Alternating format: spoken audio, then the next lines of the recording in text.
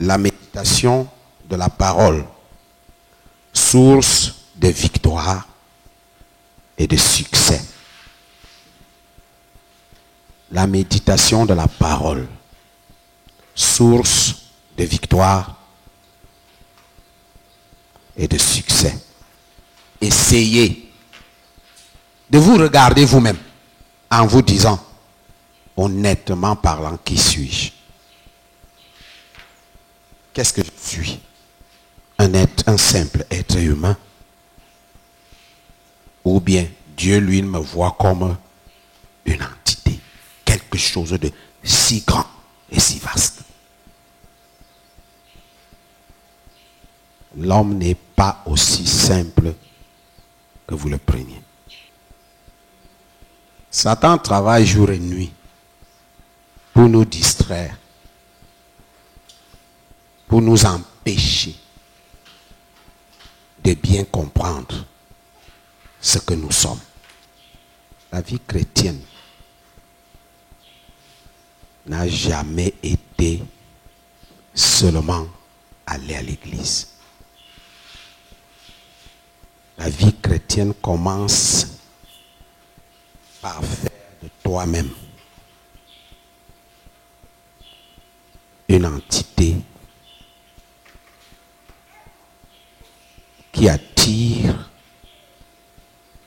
la méditation, l'étude. Vous savez, tout le monde ne peut pas être la même chose au même moment. Jésus disait que ceux qui ont des oreilles pour entendre, qu'ils fassent comment? Bon. Et ceux qui n'ont pas des oreilles pour entendre, qu'ils fassent comment? Biwo, biwo, bingum, bingum. Les auditeurs libres seront aussi. Mais si nous partons du fait que la vie chrétienne n'est pas une religion, nous allons commencer par nous poser la question, elle est donc quoi?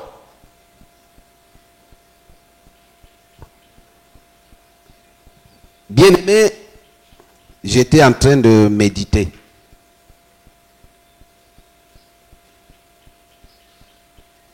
Et Dieu me permet de comprendre que en moi-même, il y a un mystère. Il y a un homme dans la Bible qu'on appelait David. Un jour, David va dire quelque chose. Dans le livre des Psaumes, c'est écrit. David dit, une science profonde est au-dessus de ma tête. Qu'est-ce qui fait dire ça? Qu'est-ce qui fait que David dise ça? C'est lorsque David a commencé à s'examiner, à vouloir comprendre ce que c'est que l'homme. David faisait ses études pour démontrer, pour vouloir comprendre quoi. Autant pour moi, pour vouloir comprendre ce que c'est que l'homme. Est-ce que vous savez que pendant que David faisait ses recherches, la Bible nous dit que il a reçu la révélation de comprendre que l'homme, Dieu l'a fait de peu inférieur à Dieu. Est-ce que je parle? David va se rendre compte que Dieu a fait de l'homme en créant l'homme. L'homme a été fait de peu inférieur. De peu, c'est-à-dire juste une petite limite. Est-ce que je parle à quelqu'un? Juste une petite limite. Donc, autrement dit, Dieu et l'homme, il n'y a pas beaucoup de différence. David n'était pas né de nouveau.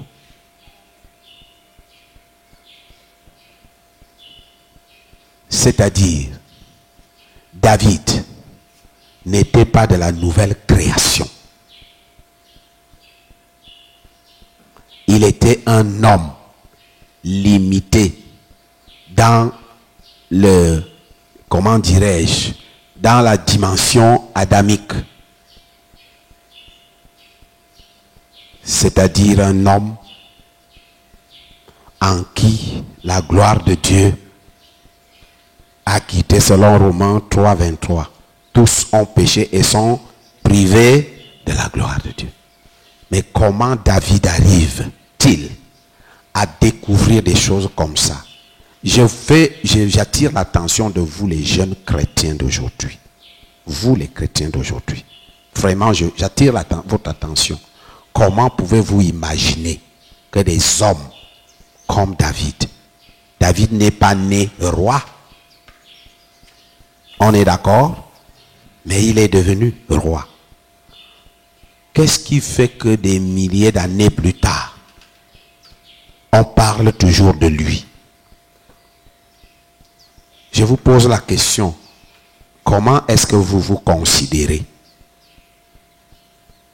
Comment est-ce que vous vous considérez vous-même? Si les chrétiens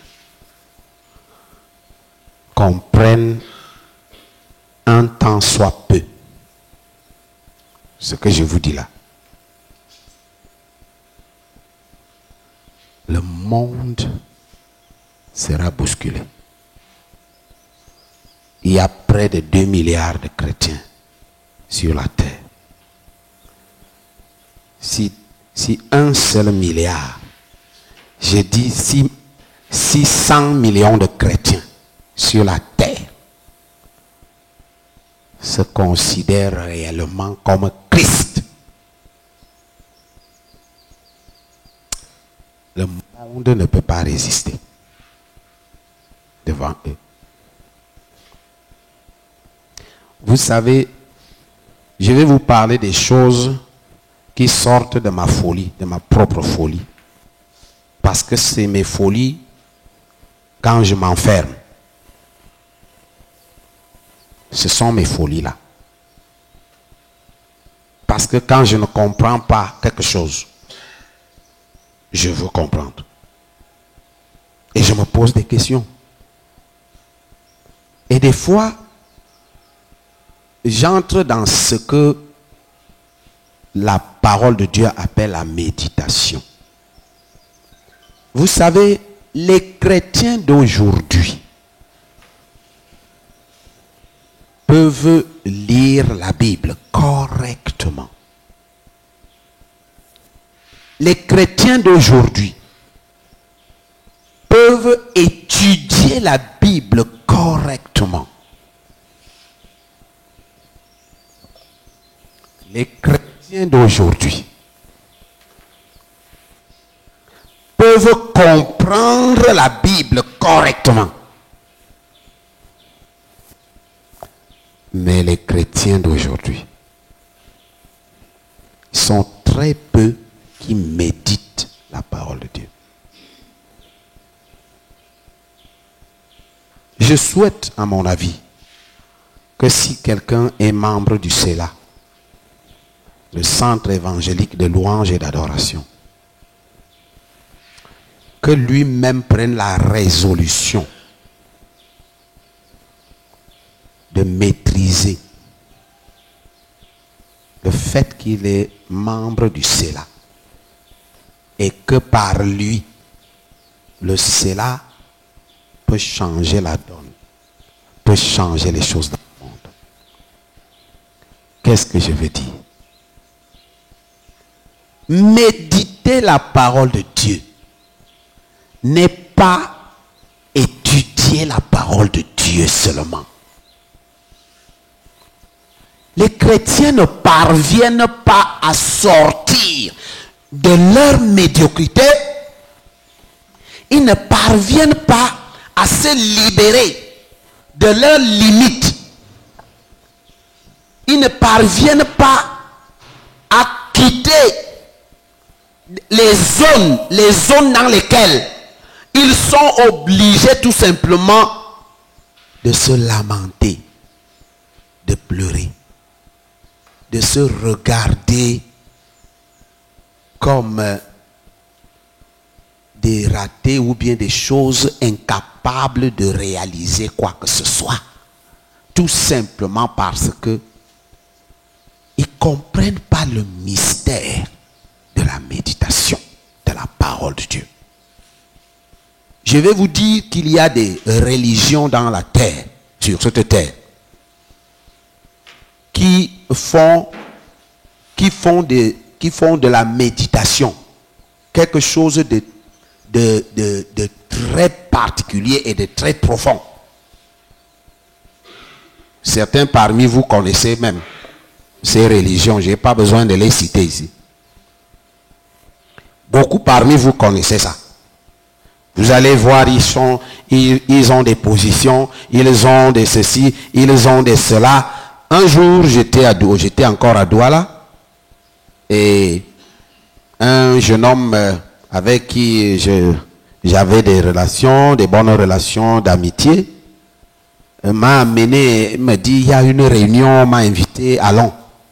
Je suis arrivé, on a trouvé des gens qui ont commencé à nous parler d'un mouvement international, mondial, qui est en train de suivre les gens, amener les gens à pouvoir comprendre certaines choses, à pouvoir les comprendre dans le fonctionnement, dans le soutien des êtres humains, dans l'aide des autres, dans ceci. Tout le discours qu'on disait là était tellement cohérent.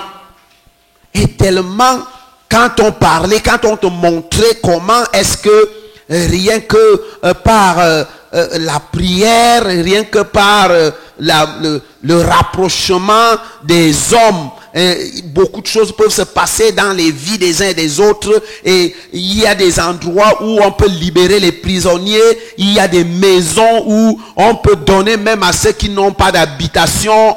Donc le discours était tellement cohérent et tellement mielleux. Le discours était même très attirant. On nous dit, bon, ok, nous allons vers la fin, on va donc commencer un peu à faire une petite séance, ou comment on doit faire pour adhérer. On nous dit, bon, tu vas fermer les yeux, tu fais le vide dans tes pensées, tu fais le vide, les gens ont commencé à fermer. Moi, je suis resté comme ça, je regarde les gens. Et j'ai commencé par comprendre que ces choses sont nombreuses dans le monde. Et vous voyez les gens qui adhèrent à ces choses-là. Ils sont en train de progresser dans le matériel. Ils sont, parce qu'il y a des systèmes de fonctionnement qui sont dedans. Comment est-ce qu'on peut faire pour faire telle chose, pour arriver à telle chose et accomplir telle chose? Les gens adhèrent. Et vous voyez, les gens sont dans des mouvements. C'est pourquoi vous voyez des systèmes qui font fonctionner le monde. Vous voyez les sectes pernicieuses, vous voyez les gens adhèrent à ça. Mais quand vous regardez ça, quand vous les chrétiens, vous regardez face à ces choses-là, j'ai l'impression qu'honnêtement, les chrétiens doivent comprendre qu'ils sont totalement comme des robots, comme des je ne sais pas comment les qualifier. Ils sont là comme les machines. Ils sont là, allez à l'église dimanche pour Amen, alléluia. On a besoin de pasteur, prie pour moi. C'est que je fais ceci. Écoutez, c'est-à-dire quand vous regardez tout ça, on a l'impression que si Satan introduit des systèmes dans le monde qui font fonctionner, qui font bouger le monde. Écoutez-moi, lorsque Daniel était en train de voir, Dieu était en train de lui montrer la vie de ces derniers temps et les royaumes qui seront sur la terre, les royaumes qui vont dominer la terre, les royaumes qui vont faire fonctionner le monde. Est-ce que vous ne vous rendez pas compte, vous qui avez déjà lu, que Dieu lui a montré qu'il y a un autre royaume qui viendra et qui est venu détruire la statue. Et ce royaume qui sortait de nulle part comme une pierre qui est sortie de nulle part et qui a cassé toute la statue, qui a brisé tout ce que Nabuchodonosor a été en train de voir. Est-ce que vous avez déjà lu un peu cet endroit? Est-ce que vous êtes assis pour essayer de comprendre qu'est-ce que ça veut dire? Est-ce que vous ne vous rendez pas compte qu'il y a quelque chose, un mystère là-dedans? Le royaume des chrétiens, c'est un royaume de mystère. Un royaume qui descend de nulle part et qui descend au milieu des systèmes du monde et qui détruit les systèmes, qui détruit les dominations. Est-ce que vous pouvez comprendre que c'est par là que Dieu lui-même a commencé à définir la vie chrétienne? Mais honnêtement parlant, vous qui vous dites chrétien aujourd'hui, vous ressemblez à quoi? À quoi pensez-vous que vous êtes? Est-ce que vous êtes réellement une force? Est-ce que vous êtes ce qui peut bousculer, bouleverser le monde? Je crains que non.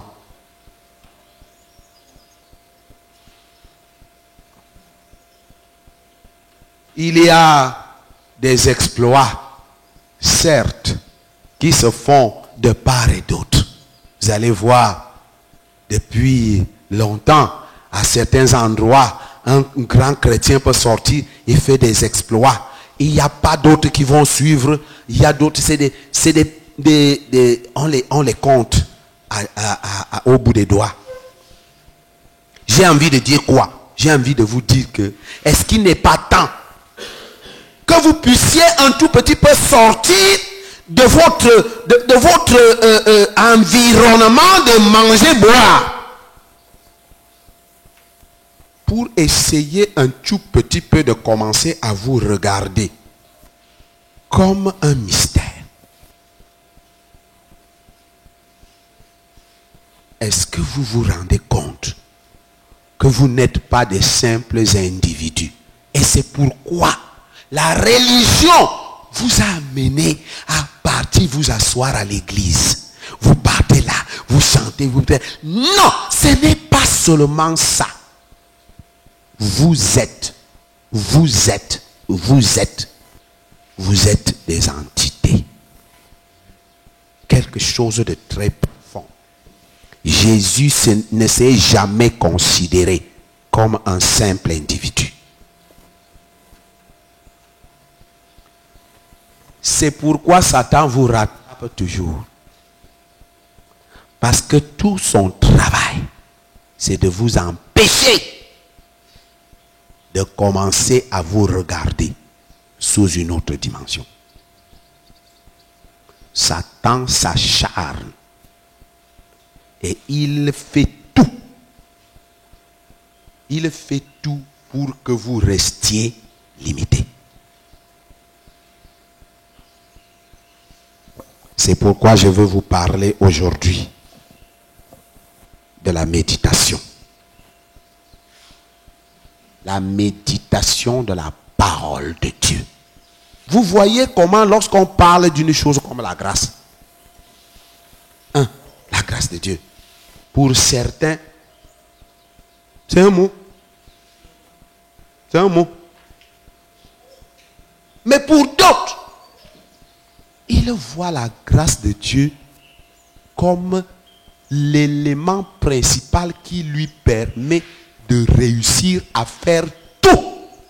Parce que lui, quand il se considère étant de peu inférieur à Dieu, le peu qui reste là, c'est quoi?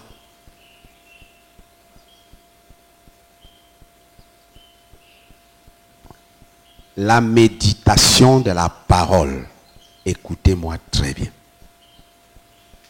N'est pas seulement l'étude de la Bible. N'est pas seulement la lecture de la parole de Dieu. Et après cette lecture, on commence à vouloir comprendre ce que Dieu voulait dire là-dedans. Ce n'est pas seulement ça. La méditation de la parole va au-delà de ça.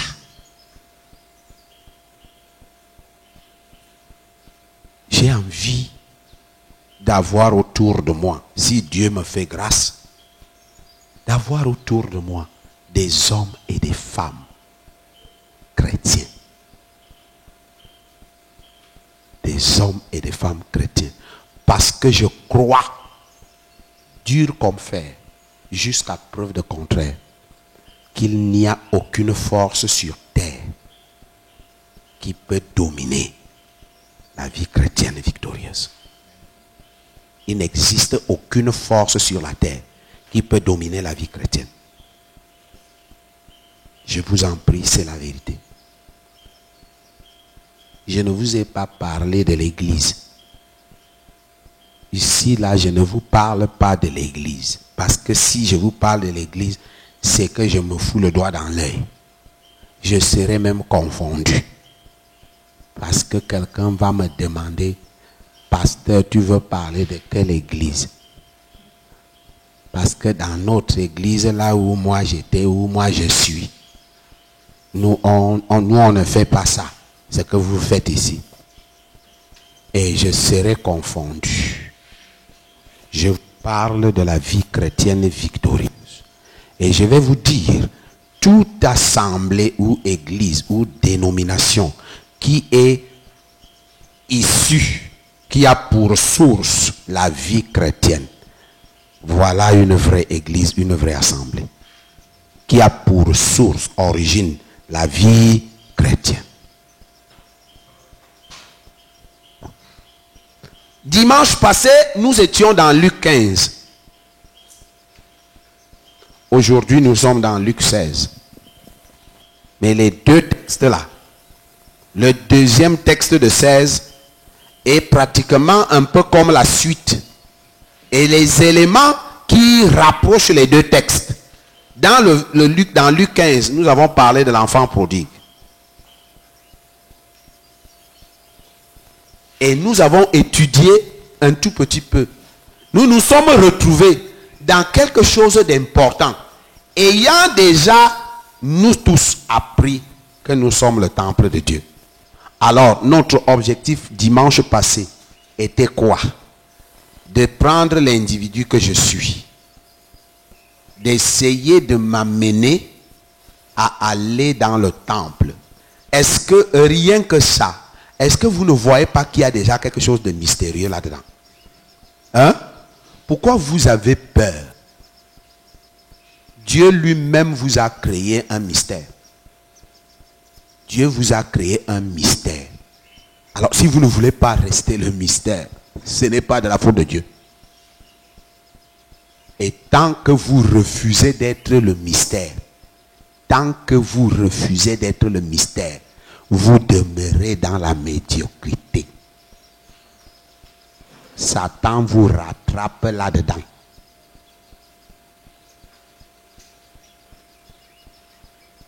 Satan vous rattrape là-dedans. Et c'est pourquoi vous croyez à l'échec. Vous croyez à l'échec. Est-ce que vous savez que plusieurs parmi vous, vous tombez même dans le péché à cause du fait que vous n'êtes pas conscient que vous êtes un mystère? Vous tombez dans le péché parce que vous vivez dans la médiocrité. Dieu ne vous considère pas comme limité. Tant que vous ne voulez pas accepter que le christianisme n'est pas une religion, c'est un royaume des mystères. Luc 16, 1 à 4. Comme nous avons lu 15 dernièrement, nous lisons 16, 1 à 4, nous allons voir, est-ce qu'il y a des similitudes, est-ce qu'il y a des choses qui se rapprochent de l'enfant prodigue. Luc chapitre 16, les versets 1 à 4. Jésus dit aussi à ses disciples, un homme riche avait un économe qui lui fit dénoncer comme dissipant ses biens. Il l'appela et lui dit, qu'est-ce que j'entends dire de toi? Rends compte de ton administration, car tu ne pourras plus administrer mes biens. L'économe dit en lui-même, que ferai-je, puisque mon maître m'ôte l'administration de ses biens? Travailler à la terre, je ne le puis. Mendier, j'en ai honte. Je sais ce que je ferai pour qu'il y ait des gens qui me reçoivent dans leur maison quand je serai destitué de mon emploi. Amen. Nous sommes en train de parler d'un être humain comme toi et moi. On nous dit qu'il entre. Si je veux entrer ici, moi je veux entrer, je vous fais la démonstration. Je suis entré, non? Si vous n'êtes donc pas que physique, comment vous faites alors? Comment est-ce que vous pouvez vous définir dans une autre dimension? Je suis en train d'attirer l'attention. Pourquoi vous avez fait de la vie chrétienne une chose limitée tout simplement dans le physique? Regardons-nous, je vous en prie, les yeux dans les yeux. Est-ce que vous avez déjà pensé un seul instant que de la même manière que Jésus-Christ ne se considérait pas comme un simple homme, qu'il regardait dans une autre dimension? Est-ce que nous pouvons accepter que jusqu'aujourd'hui, vous aussi dans votre vie chrétienne, vous n'avez jamais réellement renoncé à cette limitation de pensée? Et c'est pourquoi la médiocrité a toujours eu le dessus. Parce que Satan, lui, il vous veut dans la médiocrité. Voici un homme. On vient de lui annoncer une nouvelle. Le roi lui dit, je vais te destituer. Je vais te virer. Parce que tu gères mal mes biens. Viens me rendre compte. L'homme là, le riche là même n'est pas sérieux. Parce que tu annonces à quelqu'un de venir te faire les comptes. Parce que tu veux t'enlever demain. Et tu attends qu'il te donne les bons chiffres? Non, je ne pense pas. Bien aimé, la méditation n'est pas une simple, ce n'est même pas une simple prise de conscience. C'est pourquoi je suis en train de dire, quand je vous ai dit entrer en soi-même, vous avez pensé, c'est une décision. Ce n'est pas seulement une décision. La décision est une chose qui doit venir après la méditation. La méditation de la parole de Dieu. Parce que la méditation elle-même, c'est un mystère. Dieu l'a démontré. Josué chapitre 1. Lisez au verset 8. Un jeune homme qui s'appelle Josué et son patron Moïse vient de mourir. Et Dieu l'appelle. Dieu lui dit, comme toi, c'est toi qui es déjà choisi de conduire mon peuple. Alors Dieu va lui donner le secret de toute sa réussite. Je vais vous démontrer que le problème n'est pas Dieu, le problème c'est toi et moi. Nous ne sommes pas sérieux. Écoutez-moi, supportez, souffrez que je dise cela, c'est un gros mot qui peut vous énerver. Parce que je sais que quand je vous parle, quand je suis dur, beaucoup parmi vous, vous boudez. Vous commencez à bouder. Parce que vous pensez que on ne doit pas vous dire la vérité. Oui, bon, je vous comprends, mais je suis obligé de vous dire la vérité. Même quand vous allez me taper, je vous dirai la vérité. Dieu va faire une démonstration que n'importe qui va venir lire la Bible après, il finit de lire et il s'assoit.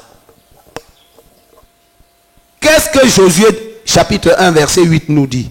Josué chapitre 1 verset 8. Que ce livre de la loi ne s'éloigne point Dieu de ta dit bouche. à ce jeune homme, si nous lisons un peu plus haut, vous allez voir là où Dieu lui dit, mon serviteur Moïse est mort. C'est toi qui vas faire le travail. Mon serviteur Moïse est mort. Donc il faut que tu commences à changer de mentalité. Parce que ce n'est plus question de Moïse. Il est question maintenant de toi. Dieu lui dit, mon serviteur Moïse est mort. Maintenant, prends tes responsabilités. Et dans ces responsabilités, dans la prise de responsabilité, Dieu va lui donner un secret que vous et moi, nous avons toujours eu à lire. Comme dans tous les livres. Dieu lui dit, et c'est de ça qu'il est question, que ce livre de loi ne fasse pas comment? Ne s'éloigne point de ta bouche. Que ce livre de loi ne s'éloigne point de ta bouche. Médite le jour et nuit. Médite le jour et nuit. Pour agir fidèlement selon Pour agir ce qui est fidèlement écrit. selon ce qui est écrit. Car c'est alors que tu auras du succès dans tes entreprises. Car c'est alors que tu auras du succès. C'est alors que tu réussiras. C'est alors que tu réussiras. Pendant que nous lisons là-bas, il y en a qui n'ont pas la Bible, mais qui suivent le rythme. Qui suivent le rythme de la parole là. Parce que nous connaissons ça. Nous connaissons ça. Est-ce que nous nous sommes arrêtés? Dieu, qu'est-ce que tu viens de dire à Josué?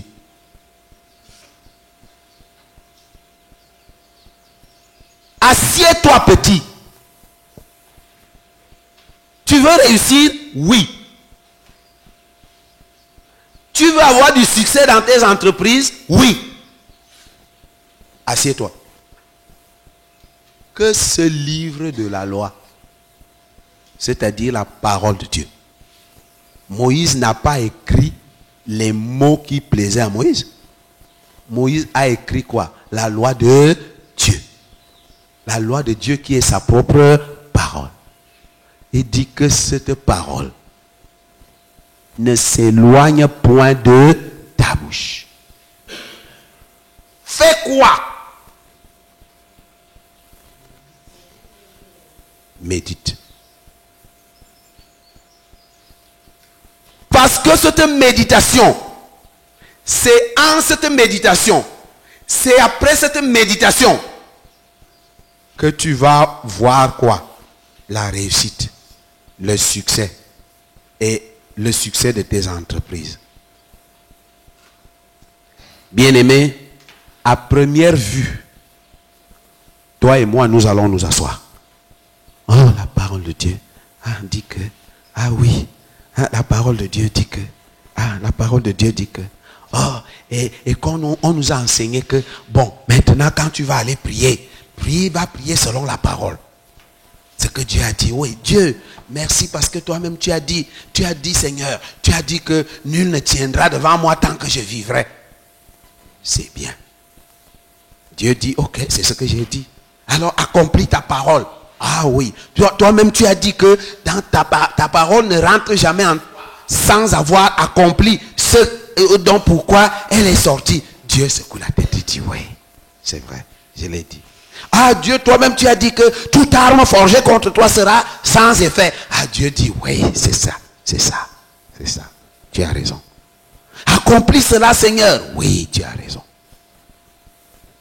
Sauf que, mon enfant, tu n'as pas médité.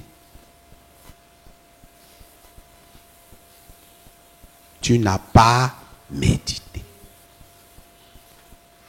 Tu as étudié la parole. Tu as compris la parole. Tu as le mystère de la parole. Mais est-ce que tu as médité? Hein, Dieu, méditer alors c'est quoi? Il dit effectivement c'est ça le problème de ma relation avec les hommes. Parce que moi-même lorsque je suis allé un peu étudier dans les textes bibliques, en hébreu par exemple, on me dit que méditer ici, on dit que c'est penser, dire, parler, proclamer, soupirer, gémir. Ça, c'est les termes qui accompagnent méditer. Alors, quand tu vas aller regarder le problème des hommes, toi et moi, c'est quoi? C'est que nous croyons étudier la parole.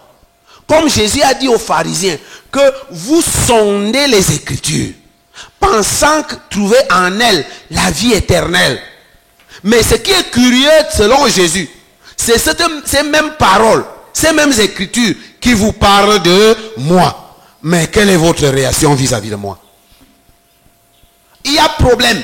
Parce que quand un homme ne comprend pas le mystère de la méditation, il pense avoir étudié, oui, il a compris. Mais la méditation a quelque chose de particulier. C'est que quand on médite la parole face à toi. C'est-à-dire, la parole est comme le miroir. Est-ce que quelqu'un m'écoute? Est-ce que je parle à la conscience de quelqu'un? La méditation, c'est que la parole est devant toi comme un miroir. Le miroir, si je vous dis que le frère dit est un homme méchant par exemple, je m'en vais le regarder dans le miroir. Ce miroir-là doit être le miroir des marabouts que vous avez souvent consulté. Où il va faire viens le voir. Ce n'est pas le miroir naturel. Parce qu'il va bon être ce que je pense. Mais dès que je me place devant le miroir naturel, le miroir me montre quoi? Le frère dit, me montre quoi? Qui? Hein? Ah bon? Donc c'est moi plutôt. Il y a un problème. Moi je suis venu miroir. Parce que je voulais te parler du frère dit. Montre-le-moi. Le miroir me dit, je suis désolé.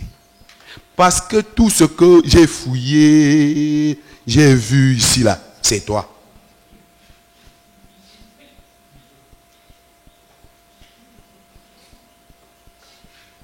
J'ai cherché le frère là, je ne l'ai pas vu. Et comme je ne voulais pas être tout blanc devant toi, je t'ai montré que ce que j'ai. Et je te montre l'image que je trouve, c'est toi-même. Ah bon? Et avant que je ne sorte de là, si j'ai les gros yeux, le miroir va me dire exactement que j'ai les gros yeux. Est-ce que je peux dire au miroir, bon, comme je suis devant toi là, tu peux essayer d'arranger mes yeux pour que je me voie. Le miroir va dire que si tu veux arranger les yeux, prends toi-même ton matériel. Prends toi-même ton matériel. Parce que vraiment, j'ai trop de sourcils. Les sourcils là, c'est que miroir. Tu peux un peu m'arranger. Le miroir te dit que mon ami, voici le matériel qui est derrière toi. Tu as vu ça? Oui, prends. Tu commences à couper, à raser. Moi, miroir, ce que je vois, c'est les sourcils qui sont remplis là. Quand tu comprends ça, tu commences par là à entrer dans le mystère de la méditation. Parce que la parole de Dieu, dans la méditation, est un miroir. C'est pourquoi Dieu va dire à Josué, petit, si tu veux avoir du succès, si tu veux réussir dans ta vie, va au miroir. Parce que le miroir te permettra que là où il y a une tache, tu n'as pas lavé ta figure quand tu t'es levé du lit et tu veux sortir de ta chambre, les gens t'attendent au salon. Tu fais un petit tour au miroir, le miroir te dit, mon ami, arrange-toi. Rapidement, tu mets la main dans l'eau là, tu nettoies. Est-ce que je parle à quelqu'un? Comment vas-tu amener? Quand Jésus dit, vous connaîtrez la vérité et la vérité vous affranchira. Vous savez que beaucoup parmi nous, les intellectuels de ce monde, nous savons que c'est la connaissance.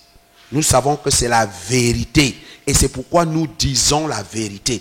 Mais c'est la connaissance de la vérité qui affranchit. Et dans cette connaissance, ce n'est pas la connaissance information. Ce n'est pas la connaissance information. C'est la connaissance d'entrer en intimité. Entrer en intimité, c'est ce que l'homme et la femme font dans la chambre. Ils entrent en intimité. Et dans l'intimité là-bas, si tes seins sont déjà des babouches, si tu mettais les soutiens avec le fer pour soulever, quand tu marchais dehors, quand tu sortais, mon ami, je vais voir comment tu vas faire là-bas dans la chambre. Parce que là-bas, tu seras obligé d'enlever le soutien-gorge. Et les babouches vont se poser. Là, nous sommes déjà dans la connaissance. Parce que là-bas dedans, rien n'est caché. La méditation est donc le moment où tu approches la parole de Dieu pour toi-même d'abord. Ce n'est pas pour les autres. Et c'est pourquoi nous sommes capables de vouloir enseigner, de vouloir prêcher, de vouloir évangéliser. Est-ce que honnêtement la parole de Dieu que je viens de lire, est-ce que vous méditez? Parce que je dois méditer la parole de Dieu en l'affichant devant moi. Qu'est-ce que la parole là me dit que je suis? Je suis qui face à la parole? C'est pourquoi le christianisme est détourné.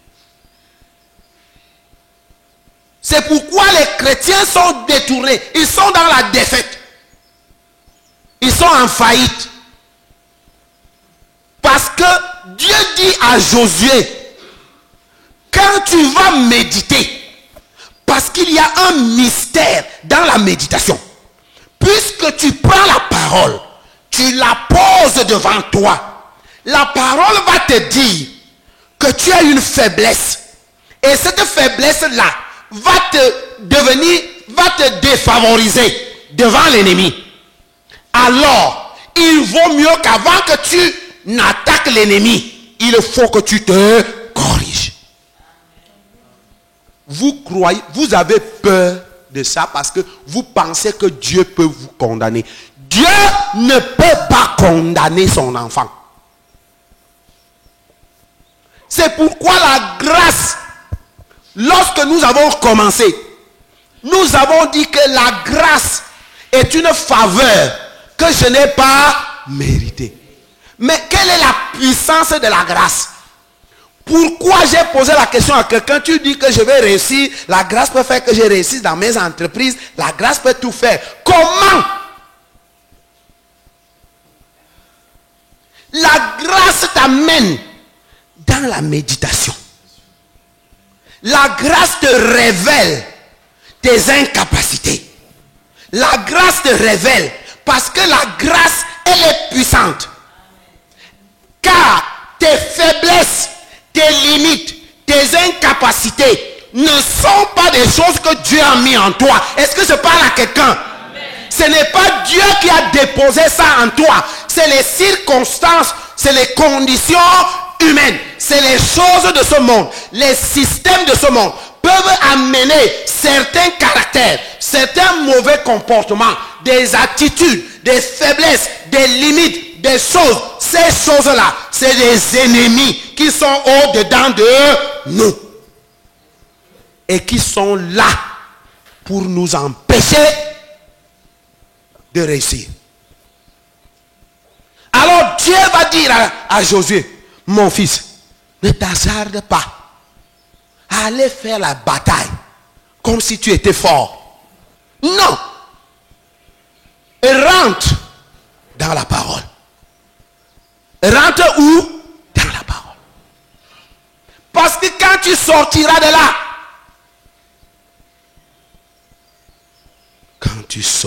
de là, quelque chose aura changé. La vérité que tu viens d'apprendre, que tu viens de connaître, elle commence donc à te donner les éléments importants. Est-ce que je parle à quelqu'un? La vérité que tu viens d'apprendre commence donc à te montrer les pièges. C'est pourquoi beaucoup de chrétiens tombent comme des mouches dans le péché. Ils tombent comme des mouches. Et ils ne veulent pas que tu leur dises la vérité. Ils croient qu'en leur disant la vérité, tu les détestes. Ce n'est pas détester. La méditation de la parole te donne la possibilité maintenant de pouvoir toi-même prendre. Ce n'est pas l'autre que vous avez parlé de conscience. Est-ce que vous voyez à quel moment donc il faut prendre la conscience et la décision? C'est ça le mystère. C'est pourquoi Dieu lui dit, médite quand?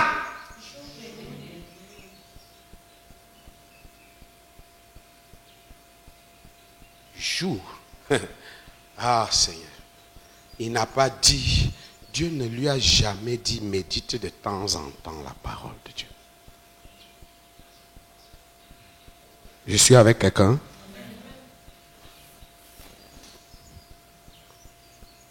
Dieu n'a pas dit à Josué, mon fils, médite la parole de temps en temps. Pourquoi toi et moi, nous méditons la parole de temps en temps?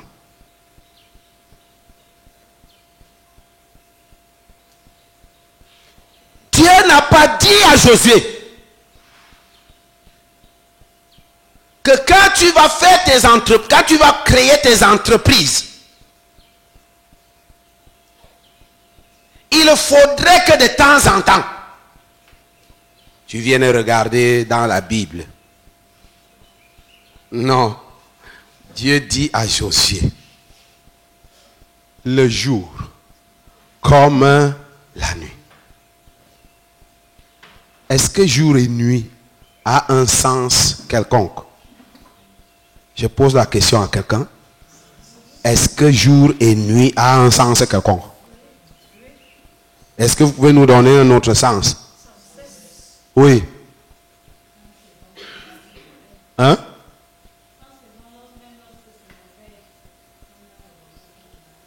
Que ce soit dans les ténèbres, que ce soit dans la lumière. Les caractéristiques de la parole. La parole est quoi? Esprit et vie. La parole est la lumière. La parole est quoi? Une épée. La parole est quoi? Hein? Pain de vie. La parole fait quoi aussi? La parole corrige. La parole instruit.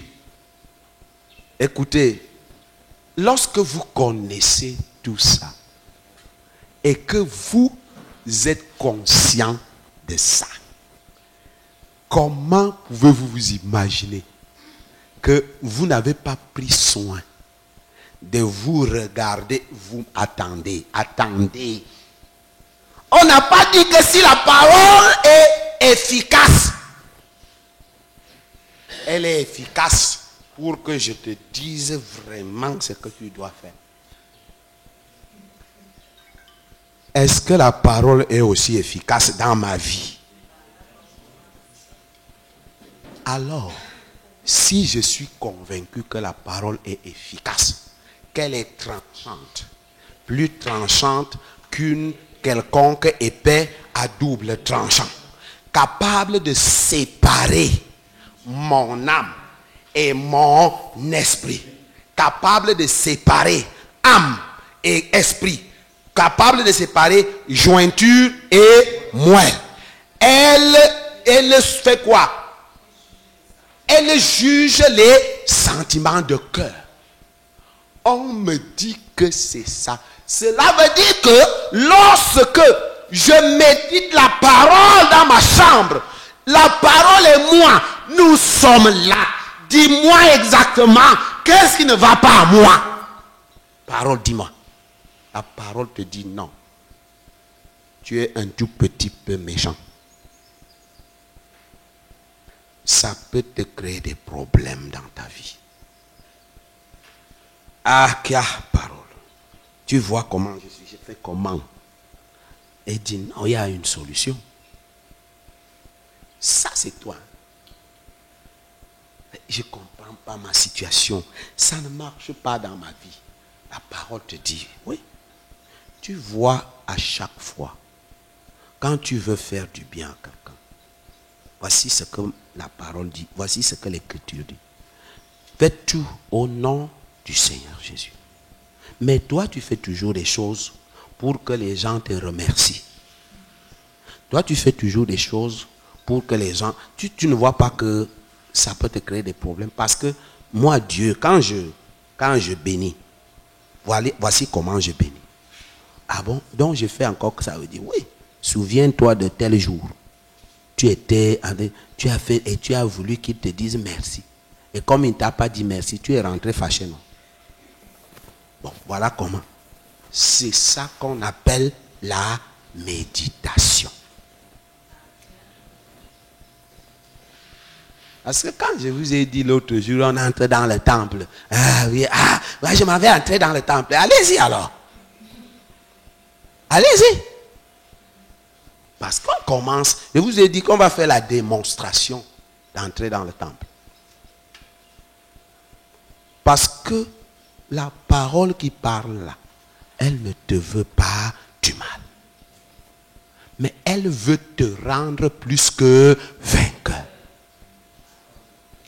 Parce que caractère que tu as là, c'est ce caractère que Satan utilise comme une arme contre toi-même. Est-ce que je parle à quelqu'un? Or, la parole est là pour t'aider. Toi, tu trouves que la parole est en train de te faire du mal. Parce que tu refuses la méditation. Et c'est pourquoi beaucoup de gens, on va beau prêcher, on est fatigué de les prêcher. Et ils ne changent jamais. Il attend. Ah, Dieu lui-même sait que je suis faible. Dieu lui-même sait que je suis faible. Oui, Dieu lui-même sait que je suis faible. Donc, même Dieu lui-même, il sait qu'il est faible en toi. C'est ça. C'est finalement ce que tu es en train de dire. Ce n'est même plus la vraie faiblesse. Parce que si tu es faible, le Dieu qui sait que tu es faible, c'est le même Dieu qui a dit, je puis tout par celui qui me fortifie. Est-ce que la parole me fortifie? Pourquoi je peux avoir une situation familiale dans ma famille? Ça ne marche pas. Au lieu que je jeûne, je fais les neuvaines, je prie, je jeûne, je me lève, je déclare à Satan que toi là, Satan, je t'envoie le feu, je casse ta tête, je brise tes dents, je te corrige. Et toi, Satan, tu m'as trop fait. Non, la parole te dit non. Dieu t'a dit, va méditer. Tu rentres, Jésus a dit, entre dans ta chambre, ferme la porte par derrière. Tu t'assois, Seigneur. Je n'arrive pas à gérer ma famille. Je ne comprends pas. Le Saint-Esprit vient maintenant dans ta chambre haute pour venir t'aider à méditer. Mais il ne viendra pas en touriste pour venir te voir faire ton film. Il viendra, il ne sera pas seul. Il viendra avec lui et la parole. Les deux viendront. La parole te dit bonjour, je suis là. Quel est ton problème? Mon problème, c'est que je ne comprends pas. Je n'avance pas. Dis d'accord. Commençons. Commence à sonder. Et te déshabille. Tu vois, tu as une bosse ici, là. C'est une bosse d'orgueil. Ah bon? Oui. Tu es un tout petit peu trop orgueilleux. Imbu de toi-même. Même quand tu veux que les gens viennent méditer, c'est la méditation militaire. Tu sors les gens dans les chambres avec fracas. Tu es violent. La parole t'étale. Tu regardes. Parce que la soif est au-dedans de ton cœur. Tu es fatigué de mener cette vie. Tu veux ressembler à Jésus. La parole te dit, tu connais Jésus? Tu dis oui. Qu'est-ce qu'il faisait à tel niveau? Et tu es face à la parole. Ce n'est pas là-bas que tu iras penser à comment le cela fonctionne. Vraiment, il y a des gens au cela qui n'écoutent pas la parole. Et vraiment, Seigneur, je te dis que... Non, mon ami, ce n'est pas le cela ici. C'est toi et moi, la parole. La parole te dépouille. Et la parole cherche en toi la volonté de d'être transformé. Bien-aimé, je suis en train de te parler de ce que tu appelles la vie chrétienne. Regarde ta vie. La parole te dit, honore ton père et ta mère. Et tu vas lui dire, je vais honorer comment? Elle va te dire comment honorer. Je ne connais pas honorer. Elle va te dire comment honorer. La parole te dit, tu ne commettras point d'adultère. Je vais faire comment? La parole, tu me vois, regarde-moi, je suis faible. Et la parole te dit non. Ici, là, ce n'est plus question de ta propre force. Le Saint-Esprit est là pour t'aider. Est-ce que tu peux lui faire un peu confiance? Oui, je peux lui faire confiance. Et dis d'accord. Si tu veux donc lui faire confiance, commence à écouter ce qu'il te dit. S'il te dit marche comme ça, essaye de marcher. Lui, il va te soutenir. Tu as compris? Oui, je comprends. Dis, voici comment est-ce que tu vas faire. Progressivement. Est-ce que vous voyez ce que Dieu appelle jour et nuit? Dans la journée, tout comme la nuit, tu es en train de méditer. Quand tu finis la méditation, quand tu sors de là, quelque chose de nouveau est en train de se passer en toi. La parole est en train de te dépouiller, en train d'enlever les mauvaises herbes dans ta vie.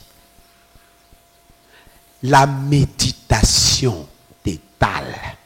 Voici ce que tu es, mon frère. Voici ta vie. Tu n'arrives jamais à comprendre parce que tu ne médites pas. Tu lis, tu étudies, mais tu ne médites pas. La parole de Dieu, la parole de Dieu, on la médite. On médite la parole. On la médite, bien-aimé. On médite la parole. Peuple de Dieu.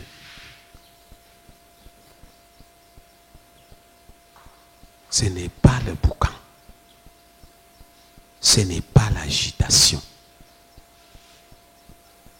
La parole te dit, tu es trop bruyant. Tu as le zèle amer. Elle ne te condamne pas. Elle te préserve du mal. Parce que dans la méditation réelle, on étudie chaque mot et on regarde ce mot par rapport à soi-même. On me dit le zèle amer. Le pasteur a prêché dimanche. Il a parlé du zèle amer. Je vais méditer. Je m'assois. J'examine mon comportement. Quand j'ai déjà trouvé une parole qui parle du zèle amer dans le livre de Jacques, je fouille. Je trouve le zèle amer. J'étudie. Et la parole va me dire les caractéristiques, les signes qui prouvent que en moi, je ne refuse pas quand la parole me dit que j'ai le zèle amer. Parce qu'elle n'est pas venue me condamner. Elle est venue m'éclairer pour mon propre bien. Parce que je suis conscient d'une chose. C'est que Dieu a dit à Josué. Car c'est ainsi. Car c'est comment? Quand Dieu dit c'est ainsi, Est-ce que je me suis mis à écouter? Il dit c'est ainsi, c'est de cette manière, c'est de cette façon, c'est par cela, c'est en utilisant ça, c'est à partir de là, c'est de cette manière, c'est en faisant ça. Voilà ce que ça signifie, c'est ainsi que tu réussiras, que tu auras du succès dans tes entreprises. Tu veux parler du mariage, entreprise du mariage. C'est une entreprise. Tu entreprends de te marier. Va d'abord méditer. Va méditer. Il ne suffit pas de voir une belle femme ou bien un beau garçon pour dire que je vais déjà vraiment, celle-ci, alors quand je la regarde, non, vraiment, je tombe des nues. Tu finiras par tomber des jours. Parce que la vérité, c'est que tu dois méditer. Méditer sur le mariage.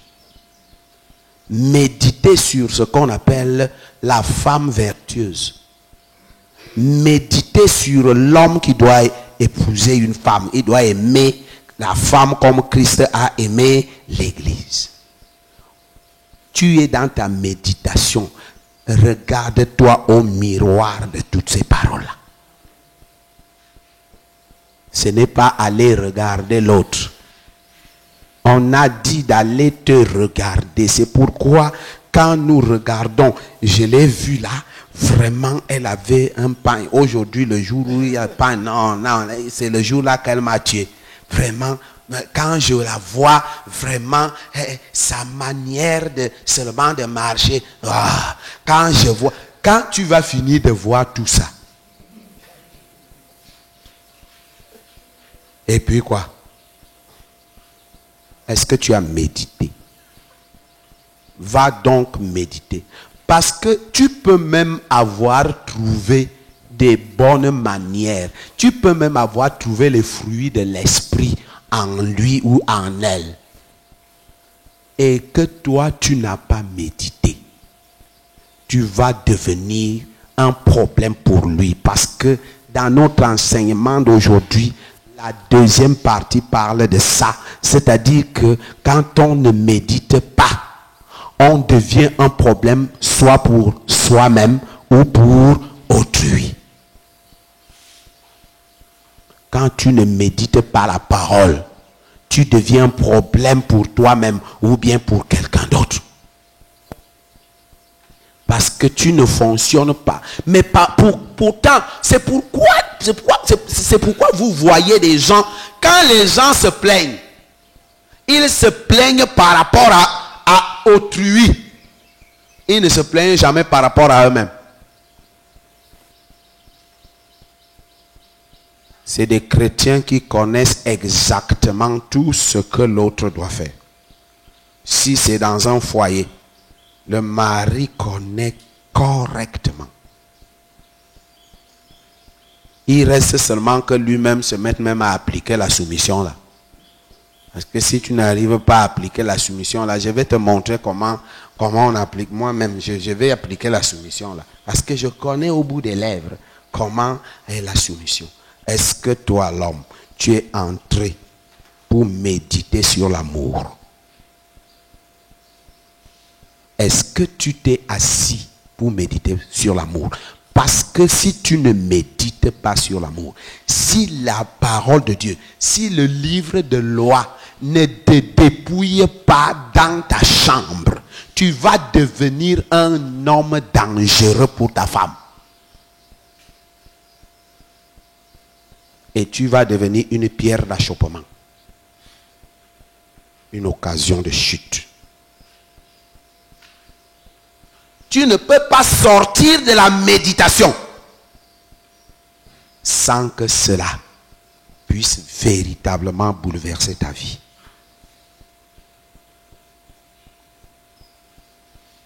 Vous allez, cette histoire que nous venons de lire, vous semblera un peu bizarre. D'aucuns prennent même cette histoire comme un exemple pour dire que Jésus lui-même a dit que nous devons être fidèles, injustes, nous devons être fidèles aux richesses injustes de ce monde. Jésus a fait cette parabole, beaucoup plus encore, pour nous faire comprendre comment un homme qui entre au-dedans de lui, qui médite la parole, quand il sortira de là, il aura une résolution. Est-ce que je parle à quelqu'un? Il aura une résolution. Il aura quelque chose qui va changer la situation. Quand l'homme a fini sa méditation, il est sorti de là-bas avec des résolutions. Et il a mis ça en place au point où son maître, qui est même bizarre, son maître bizarre a fini par le féliciter. Il a fini par le féliciter. Le gars a dit que bon, maintenant, je vais monter les documents. Bon, toi, tu dois combien à mon maître? Il dit que bon, tu m'avais prêté 1 million. Bon, tu écris 500 000. Corrige. Toi, tu avais pris quoi? Non, j'avais pris la marchandise pour 500 000. Tu écris 250 000. Et ce que tu dois est fini. Parce qu'il calcule maintenant que quand on va lui dire, mets-toi dehors, il va maintenant faire la ronde de ses créanciers. J'ai envie de dire à quelqu'un que le problème, c'est que lorsque tu comprendras le mystère qui se trouve dans la méditation, le Seigneur a besoin des chrétiens qui méditent. Jésus méditait lui-même. Jésus prenait le temps de méditer. Il n'y a pas de vie chrétienne sans la vie de méditation. Il n'y a pas de réussite. Il n'y a pas de succès. On a beau longtemps, je vous en prie, écoutez-moi très bien, on a beau longtemps essayer la réussite de manière superficielle. Est-ce que vous-même, vous ne voyez pas que vous continuez à échouer? Est-ce que vous ne pouvez pas vous arrêter pour dire que je me rends compte que ce que je faisais jusqu'aujourd'hui, je comprends pourquoi je ne parvenais pas. Parce que sans la méditation, tu vas faire un combat sans les armes. Écoutez-moi. Sans la méditation, tu vas faire un combat sans les armes. Un combat où tu pars déjà, toi-même, déjà dans la défaite. Car, quand l'ennemi sait là où tu as des faiblesses, est-ce que je parle à quelqu'un? Quand l'ennemi te connaît, dis-moi là où tu vas le vaincre. Dis-moi. Si Satan sait que tu aimes prendre une, tu aimes beaucoup prendre une, il ne s'agite même pas. Il sait que tu vas prêcher l'évangile, tu montes, tu descends. Les démons viennent même se plaindre devant lui. Il dit, chef, il y a un jeune homme là-bas qui vraiment, il parle trop la parole là. Et ça nous chauffe. Et il dit, mais vous ne connaissez pas ce qu'il faut faire? Vous n'avez pas étudié? On a étudié.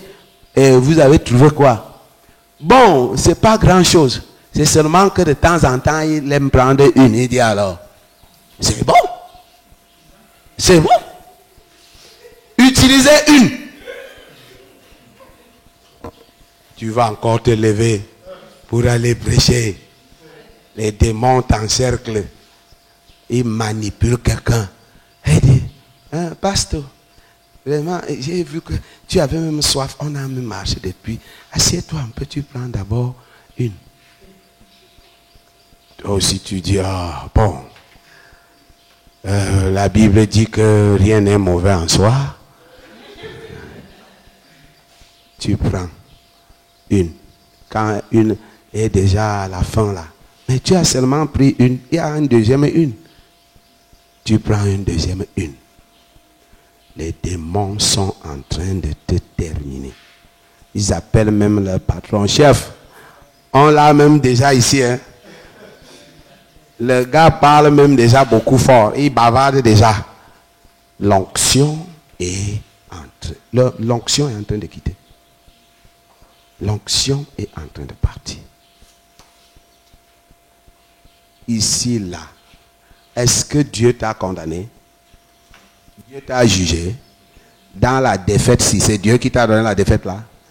Non, le problème c'est que tu ne t'es jamais assis et regardé en face la parole qui dit ne vous enivrez pas de vin, c'est la débauche. Soyez au contraire remplis du Saint-Esprit. Quand tu vas t'asseoir calmement, tu regardes la parole là. La parole te dit que mon enfant, ce que Dieu dit là, il dit que donc c'est comme on est sous de la bière. Il te dit d'être sous du Saint-Esprit. C'est l'inverse. Il te dit fais l'inverse. Sois sous du Saint-Esprit. Parce que le Saint-Esprit là, quand tu es rempli du Saint-Esprit, on va te dire, l'autre parole vient et dit, attends, je vais même l'argumenter. Est-ce que tu lis-moi? Et tu lis là, Jésus rempli du Saint-Esprit et allez à la montagne. Ah, donc l'autre parole va venir. Quand Jésus rempli du Saint-Esprit guérissait les malades. Jésus rempli du Saint-Esprit. Toi-même tu commences à dire, ah je comprends. La parole est comme le miroir. La parole t'a montré ta défaite. La parole t'a montré ta défaite. Et là, c'est par là, c'est à partir de là que tu vas faire la prise de conscience.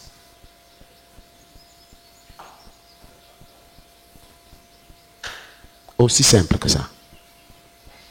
Bien-aimés, arrêtons de méditer, de dire que nous méditons la parole. Parce que nous voulons absolument voir comment les gens sont autour de nous. Pour connaître vraiment comment la parole, comment les profondeurs de la parole. Il n'y a aucune profondeur si cette profondeur-là ne te transforme pas. Il n'y a pas de profondeur. Et c'est pourquoi également, vous avez l'impression que la parole n'agit pas en vous. Si vous remarquez, il vous arrive souvent d'entendre la parole et vous avez un sentiment que vraiment, ça, pourquoi je n'arrive pas à être comme la parole a dit. Ce n'est pas de votre faute. C'est qu'il vous manque la méditation. Parce que dans la méditation là-bas, il y a le Saint-Esprit et il y a la parole. Le Saint-Esprit va te dire que mon enfant, ne t'inquiète pas. Ce que tu vois là, moi-même je suis là pour t'aider. Parce que la Bible dit qu'il est l'esprit de vérité. Il nous conduit dans toute la vérité. Et l'autre parole va venir. Elle te dit que Jésus a dit, je ne vous laisserai pas seul. Je vous enverrai le Saint-Esprit. Donc le Saint-Esprit est là pour m'aider. Ah oui. Ah donc Saint-Esprit, tu es là pour m'aider? Oui. Ça veut dire quand tu sortiras de là, quand tu sors de là, commence par compter sur moi.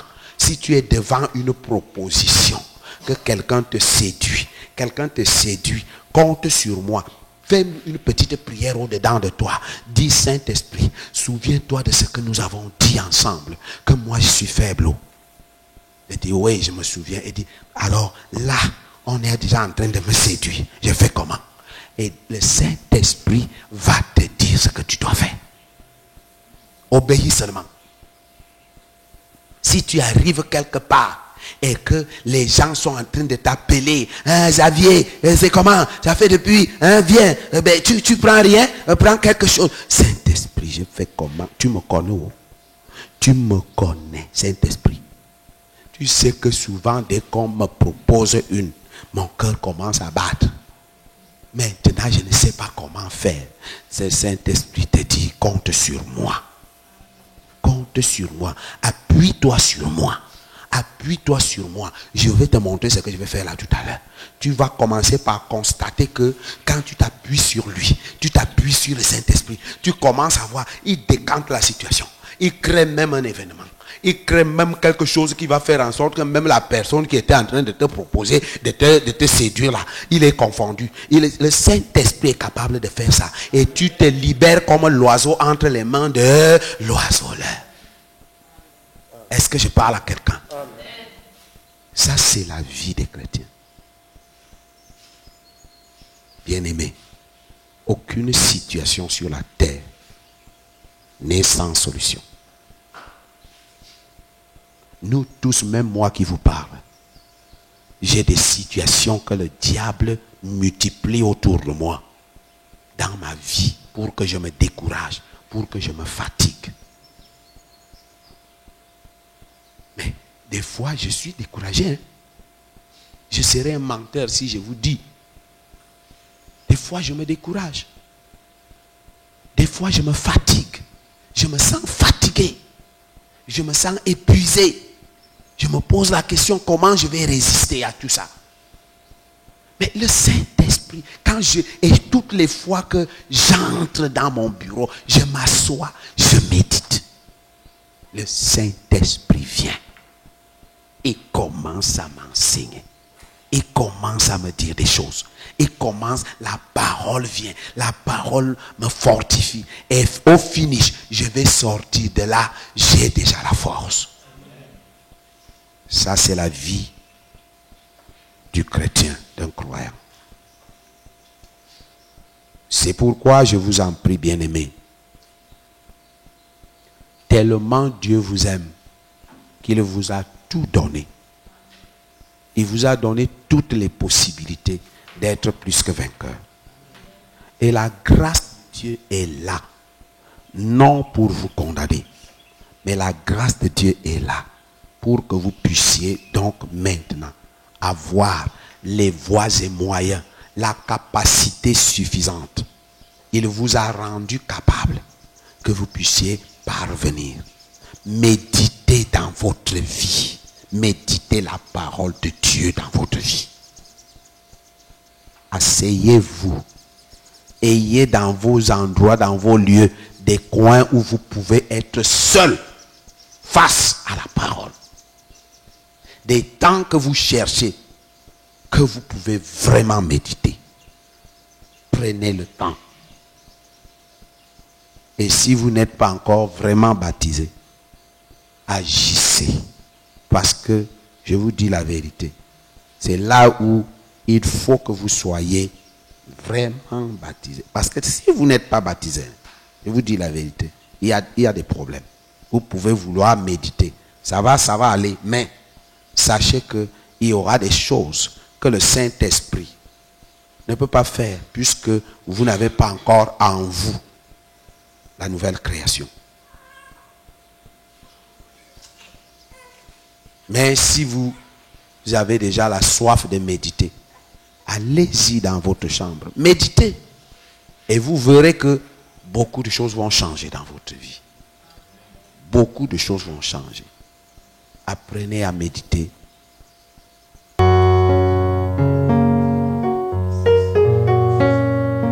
Que tes vies faisant inonde mon âme,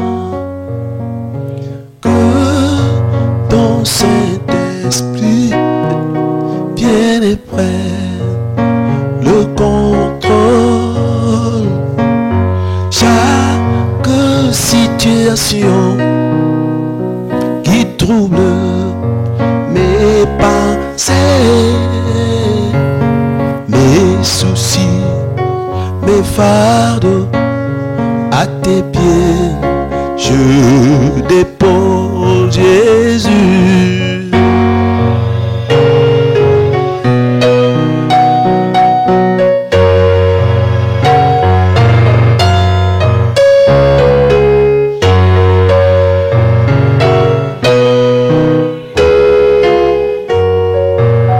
Nous t'appelons Père.